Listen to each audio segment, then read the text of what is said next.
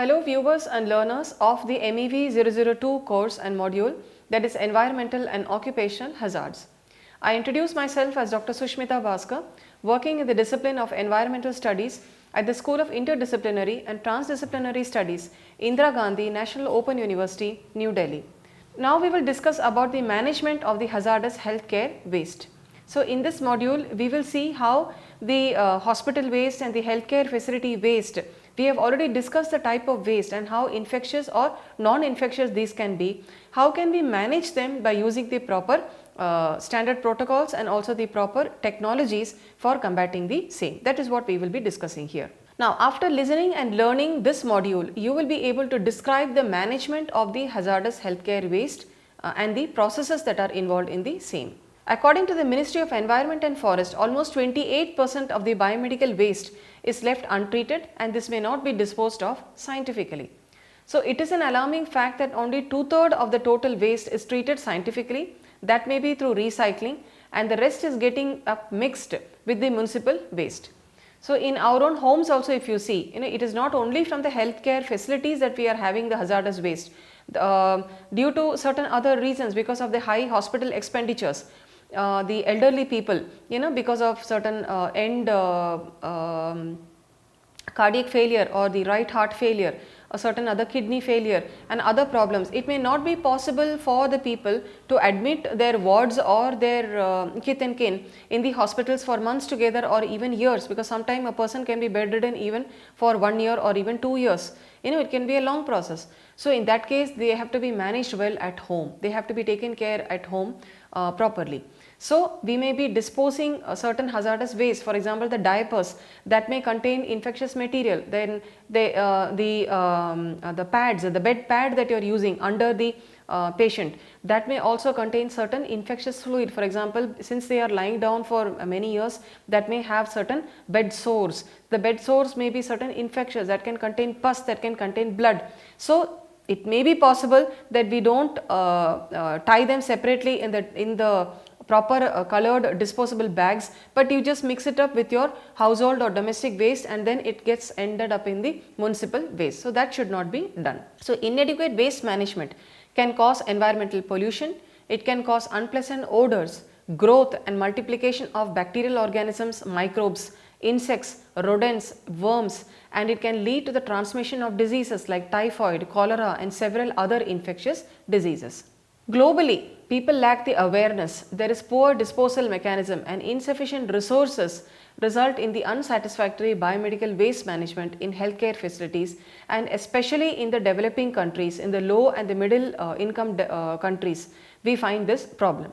India also, if we take an example, it is a developing country, and here again there is disparity. We have the poor are getting poorer, the rich are getting richer. So there is a disparity.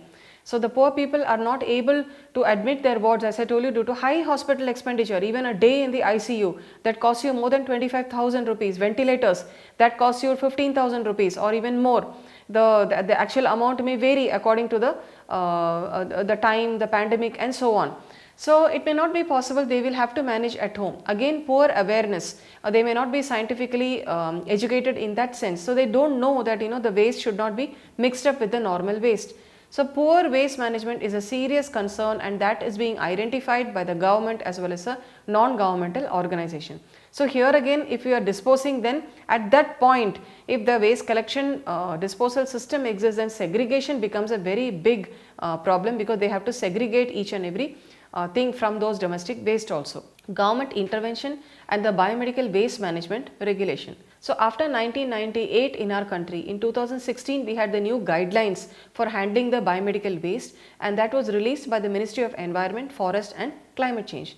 So there was categorization and authorization with a barcode system, and there was proper control that has been made, and that has now been made mandatory. They have also made provision for the pre-treatment of the blood sample and the lab waste. So we need to pre-treat the blood sample and the lab waste before we are releasing it out. Then the hospitals and the healthcare facilities, they should ensure effective disposal mechanisms directly or through common biomedical disposal and the treatment facilities. A proper biomedical waste management program, they should address the following factors. They need to identify all the departments that are generating the waste and the departments that are handling the waste. oversight of the waste management program by the infection control department. There should be mechanisms to identify and report the incidents of improper waste segregation like needle stick injuries. They should ensure that the treatment, transportation and disposing of the waste is also done effectively and scientifically. Training is very important. So, training in the policies and processes that are being done for the biomedical waste management, that is very crucial and important. Use of personal protective equipment is again an important factor. Handling emergency situation like waste spillage, following the color codes for proper segregation of waste, and that labeling also, it can indicate the nature of the waste. Improper transportation and storage of waste, storage area and bins should also be cleaned and disinfected properly. Now, it is a responsibility of the entire healthcare industry along with the hospital staff to ensure that the biomedical waste is managed efficiently. So, the new guidelines of 2016, this has to be implemented properly in every healthcare sector and facility so that the biomedical waste are minimized and they are eliminated completely. Segregation. This is an important element in efficient healthcare waste management. By separating the hazardous from the non-hazardous waste, one can reduce the volume of the waste that is requiring specialized treatment. Waste classification, waste minimization, containerization, color coding, there is a color coded bins are important, labeling, signage, handling, transport, storage, treatment and the final disposal. So, all this needs to be done in the proper way, following a flowchart kind of a system, and then we can say that the waste has been managed properly. There should be continuous training for the personnel who are involved in it. There should be planning provisions, budgeting, monitoring, evaluation and documentation, record keeping. All this is very important because they should know that when the waste was generated and whether it was pre-treated and what date that is going out and so on. So, documentation and record keeping is a very important factor also in the healthcare facility sectors. There are 4 main processes that are involved in the treatment of the healthcare waste. They include thermal, chemical, irradiative and the biological processes. Let us see them now one by one. Biomedical waste is any waste that is produced during diagnosis, treatment or immunization of the human or animal research activity pertaining thereto or in the production or testing of biological or in health camp. Though we have defined this earlier, but still before going on for the treatment, we should know the definition of a biomedical waste. Therefore, characterization, quantification, segregation, storage, transport and treatment of this waste is very important. The 3R principle is again an important thing. You need to reduce, recycle waste and also reuse the waste if possible, only where possible, because in biomedical it is not possible that you can reuse and recycle everything. Now, when we say even the recycle, okay, sometimes for non-infectious cases and non-infectious patients, the bed linen or the bed wrappings, the pillow covers that are being used or the blankets, they can be recycled, they can be washed, disinfected well and they can be recycled, they can be reused. But in case of infectious diseases, then they need to use a one-time material and that has to be disposed of. Then avoiding the generation of waste, that is one step. At the source, if you are reducing the amount of the waste that is generated, that is produced, then the next step becomes easier. Then if you can recover as much of waste as possible, again the steps become easier. Then there should be less waste disposal, and if at the source itself we can tackle the waste, then at the final point, at the end point, we do not have certain problems. So, treatment and disposal facility, this refers to any facility wherein treatment and disposal of the waste is carried out. The hazardous waste, now this can be physical, chemical and microbiological risk to the general public and population, to the healthcare workers who are associated with handling, treatment and the disposal of such waste. Now, in Geneva in 2007, I think it was in June or July 2007, the World Health Organization held a meeting and they had certain core principles for achieving safe and sustainable management of the healthcare waste, and that was developed. Here they stress that through the right investment of the resources and commitment, the harmful effects of the healthcare waste to the people and the environment can be substantially reduced. The first edition of the WHO Handbook on the Safe Management of Waste from the Healthcare Activities, it was published in 1999 and this book was known as a Blue Book.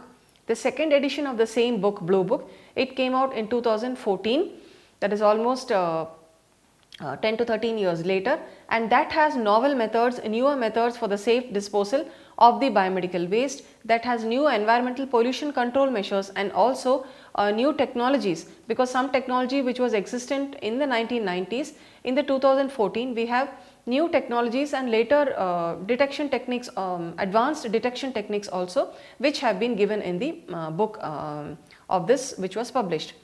Mainly the book focuses on the healthcare waste management in case of emergencies, in dealing with the emerging pandemics in emergencies, drug resistant bacteria, then climate changes, and also the global warming problems related to environment and health.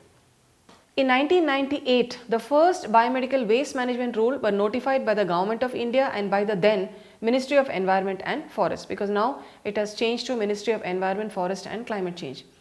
In India, the scavengers sort out the waste in the open. Okay, you would have seen how the rag pickers do it. They collect it. You have this kabadi wala, he comes and they collect all the kuda and the waste from everywhere, all the sectors, and in a disorganized way and in an unorganized way, without using any glove or mask or shoes or any head gear equipment like caps, boot protections or the shoe covers.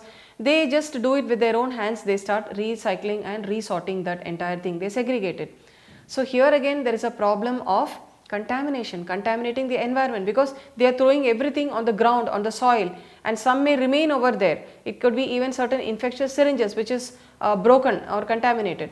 There again, there are other problems of reuse of syringes without sterilization. Because when you are sterilizing, you are heating it at high temperatures. It is supposed to kill the bacterial spores and certain bacterial or the microbial infections. In the 2000s, there was no proper biomedical management system in our country. If you take the year in 2000 and even before that. And researchers have reported that even in 2009, many people in Gujarat, because that proper thing, the research that they conducted was in that state, and they saw that many of the people, they contracted the hepatitis because of the reuse of unsterilized syringes. So after this period, after like 2000, 2009, then people started getting more aware about these medical practices that are being used. Should not make a mention, but sometimes, you know, like the poor people even in the rural areas, when the doctors say that, you know, medicines are enough for treating the disease, sometimes they will say that, you know, please give me an injection, doctor. You know, I know that I will get better only after getting an injection. Because they feel that only injecting something into their body, only then they are going to get better. And that could, the doctor may even give them certain B complex or certain multivitamin or neurobion injections just to boost, you know, their immunity and certain other factors. So that is a level of awareness in India, and thereby it may be possible that in the rural areas there may be even the unprofessional healthcare workers who may and who can possibly reuse the unsterilized syringes, and they may not be using the one-time syringes. Here again the population will be at risk to these kind of diseases. But now this has come under control after the 2016 Act also. More and more people are now getting aware of these things, and the situation is really under control in our country. So the rules after 1998, it were modified, and there were draft regulations that came out in 2000, in 2003 and 2011, and the Ministry of Environment, Forest and Climate Change in March 2016 they amended the existing rules, and they have increased the coverage, simplified the categorization and authorization while improving the segregation, transportation and disposal methods to decrease the environment pollution problems.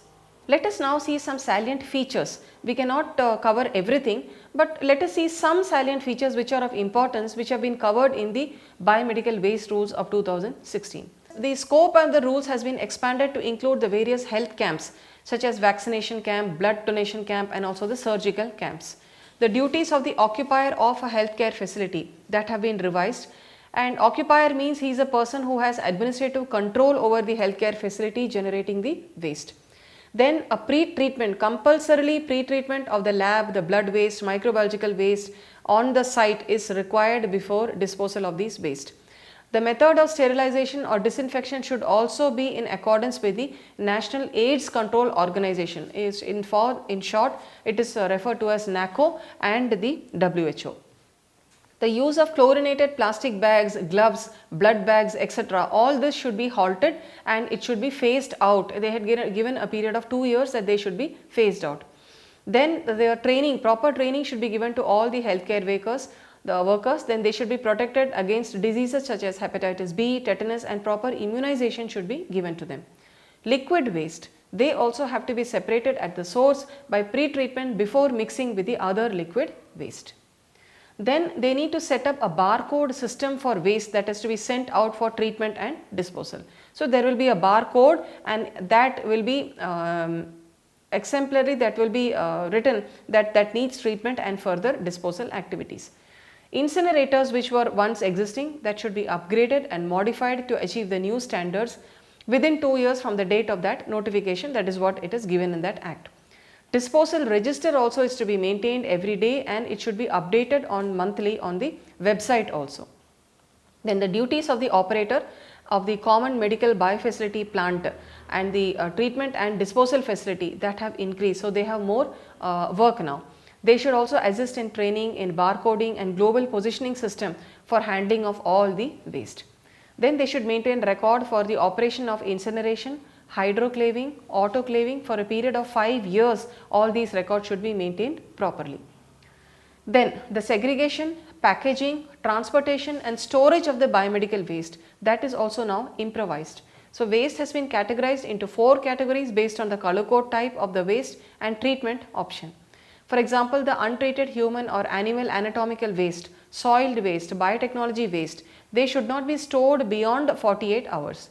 And if it has to be stored due to certain reasons, then again the appropriate measures have to be taken so that the human health and the environment is not at risk. What are the benefits of these new biomedical waste rules? So it is that the new rules are more stringent, they are elaborate, and any rule or any waste rule which is amended, they are trying to bring a change in the society. And the biomedical waste is being managed in India, like how this has to be managed in a country, it's better.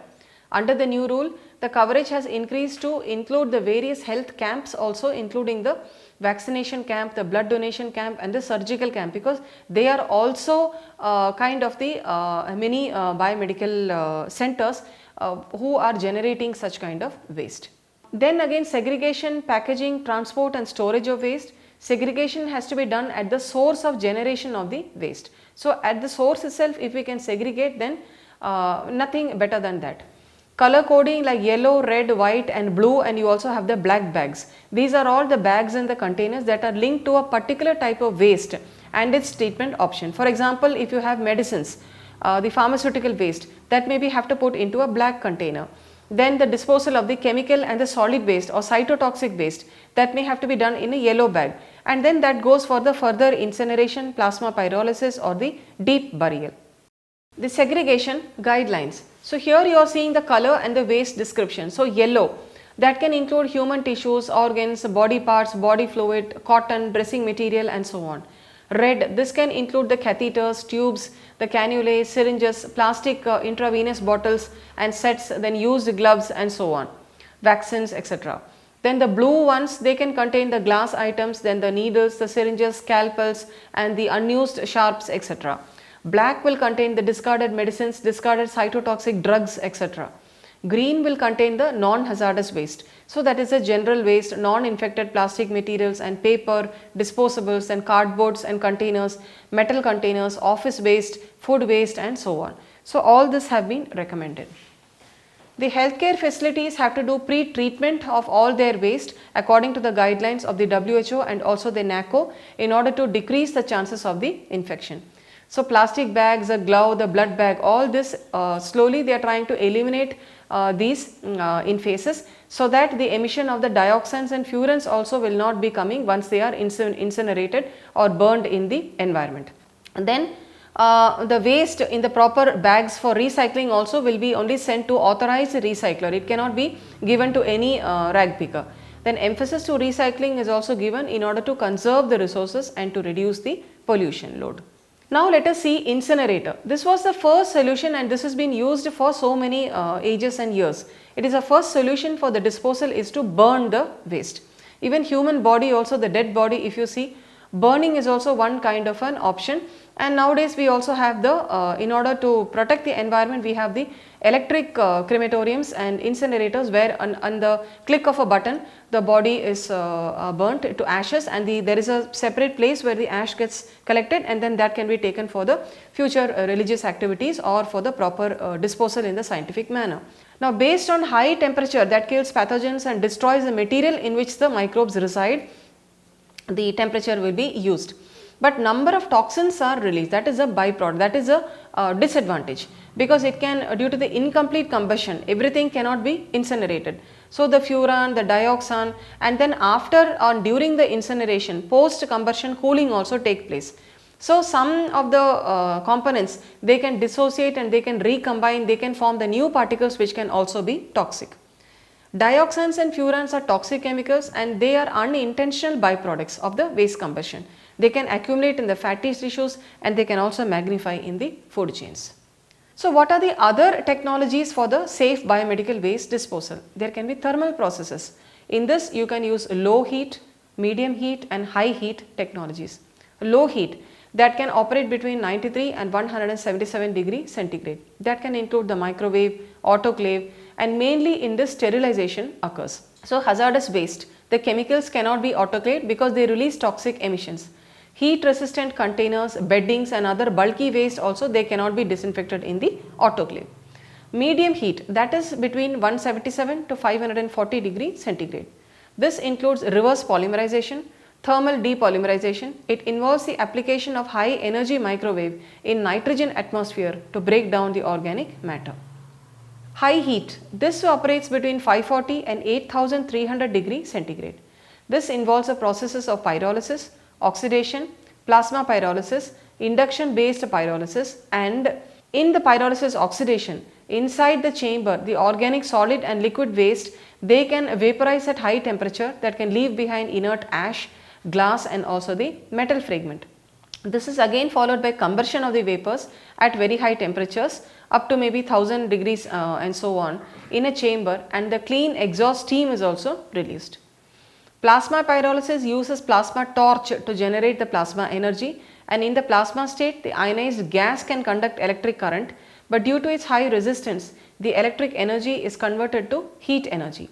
The residue generated includes carbon black, vitrified glass aggregates and also the metallic residues. So, a variety of waste can be destroyed in the plasma based technologies: infectious waste, sharps, the plastics, dialysis waste, hazardous waste, chemotherapeutic waste, chemotherapy waste and the low level radioactive waste. Advantage of this are low emission rate, waste residue is inert and sterile, they are environment friendly, and there is reduction in the volume and the mass of the waste.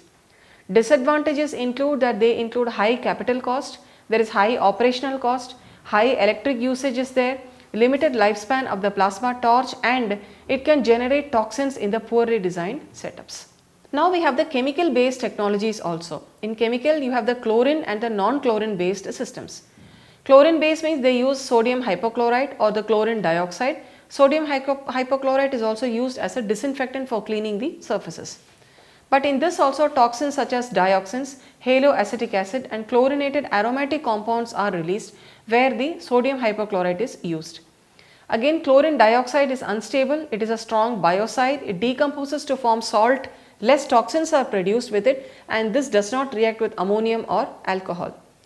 The things that can be treated with the chemical based technologies of chlorine based technology, that includes the cultures, the sharp, liquid waste, human waste, laboratory waste and also soft waste.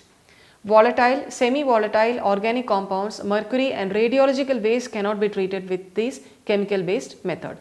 Then the chemical based technology requires closed system and it is operated under negative pressure, and the exhausted air has to be passed through the HEPA filter to protect against aerosol formation during the shredding processes. Non-chlorine based technology uses either gas, liquid or dry chemical. Alkaline hydrolysis at high temperature that can convert the human and the microbial waste into neutral aqueous solution. It is used for human tissue waste, body fluid and also the chemotherapy waste. Advantages: it is fully automated technique, it is easy to use, there is ease of discharge of liquid effluent into the sewage and no byproducts of the combustion are formed here. Disadvantages: toxic byproducts due to large scale chlorine and hypochlorite use, chemical hazards and offensive odors can be released.